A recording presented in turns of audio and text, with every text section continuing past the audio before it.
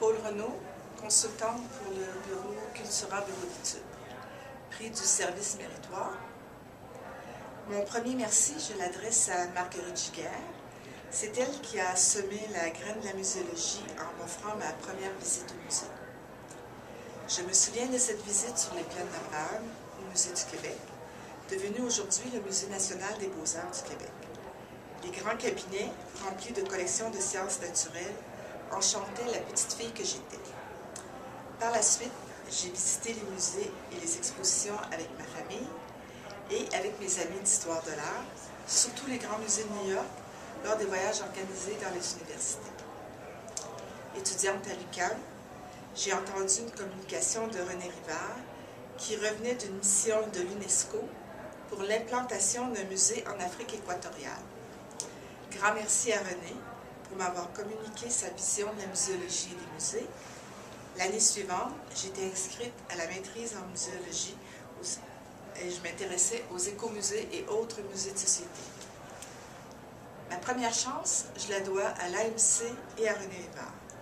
René avait obtenu en 1984 une bourse de notre association pour une importante recherche sur les nouvelles expériences de musées dans le monde.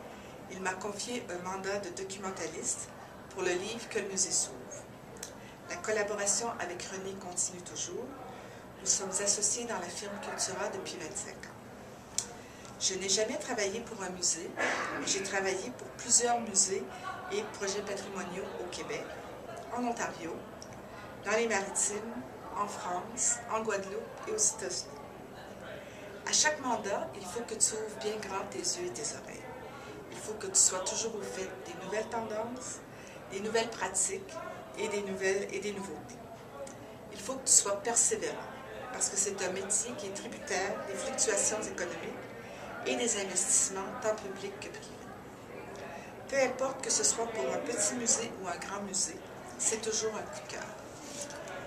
Merci à tous nos clients qui, au fil des ans, nous ont fait confiance et nous mettent au défi à chacun de nos mandats.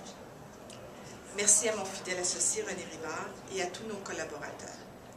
Permettez-moi de mentionner Joanne Blanchet, ancienne associée Cultura et aujourd'hui consultante en Suisse, Anne Raffin du Centre de documentation de l'ICOM à Paris, Sheila Stevenson de Nouvelle-Écosse, grande curieuse des musées identitaires, Nancy Fuller de la Smithsonian Institution à Washington, Carmen Gil Casavan, Nicole Obomsawin et Michel Noël, mes amis amérindiens, Catherine Franche, notre base nantaise lors des mandats en France et aujourd'hui directrice de Excite en Belgique, Jean Saint-Cyr, Jean-François Major, Robert Dubé, Pierre Fauteux, Jean-Claude Gauthier, merveilleux designers et muséographes qui savent rendre nos expositions attrayantes.